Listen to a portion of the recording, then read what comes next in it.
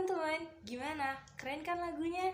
Lagu tadi merupakan salah satu ciptaan dari komponis besar yang kerap disapa dengan Ismail Marzuki. Namanya juga kerap dijadikan sebagai pusat seni di Jakarta dengan nama Taman Ismail Marzuki yang berlokasi di Cikini, Jakarta. Ismail Marzuki adalah seorang pemuda yang lahir dan besar di Jakarta. Ia berasal dari keluarga Betawi. Ismail Marzuki memiliki nama asli Ismail dan nama ayahnya adalah Marzuki, sehingga namanya adalah Ismail bin Marzuki.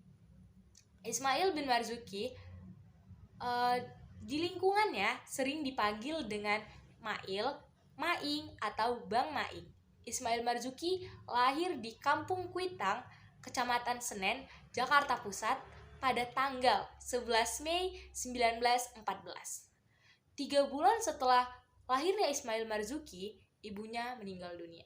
Sebelum Ismail Marzuki lahir pula, ia telah ditinggal oleh 2 orang kakaknya yang terlebih dahulu meninggal.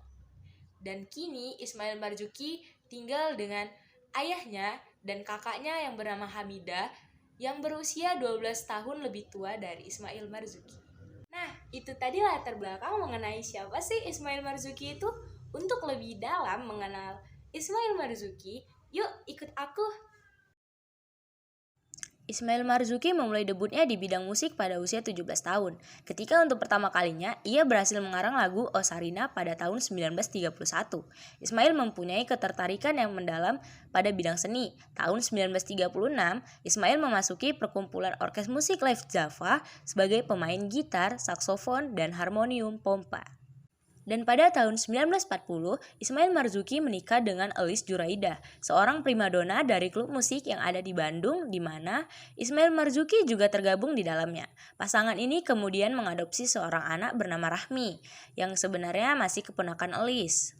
Pada masa penjajahan Jepang, Ismail Marzuki turut aktif dalam orkestra radio pada Hojo Kanrikeiku, radio militer Jepang. Ketika masa kependudukan Jepang berakhir, Ismail Marzuki tetap meneruskan siaran musiknya di RRI. Selanjutnya, ketika RRI kembali dikuasai Belanda pada tahun 1947, Ismail Marzuki yang tidak mau bekerja sama dengan Belanda memutuskan untuk keluar dari RRI. Ismail Marzuki kembali bekerja di radio setelah RRI berhasil diambil alih.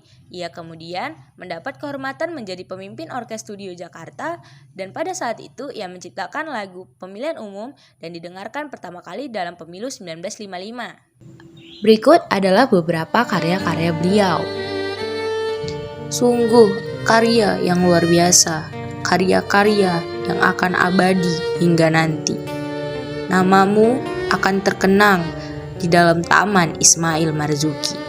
Tiap-tiap karyamu akan seluruh anak bangsa tahu betapa besar perjuanganmu untuk bangsa ini. Yang pergi hanya jasadnya, bukan semangatnya.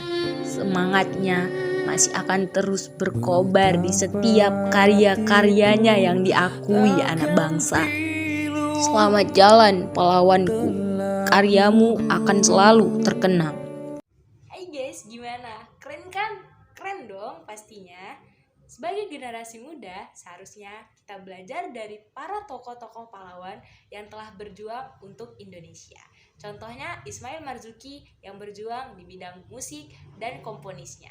Rasa cintanya terhadap tanah air menimbulkan rasa inginnya untuk menciptakan lagu-lagu Indonesia yang berkualitas. Sebagai generasi muda, seharusnya nilai-nilai untuk memajukan bangsa itu bisa kita ambil dan kita aplikasikan ke dalam kehidupan sehari-hari untuk memajukan bangsa, karena kita adalah penerus bangsa dan negara. Terima kasih.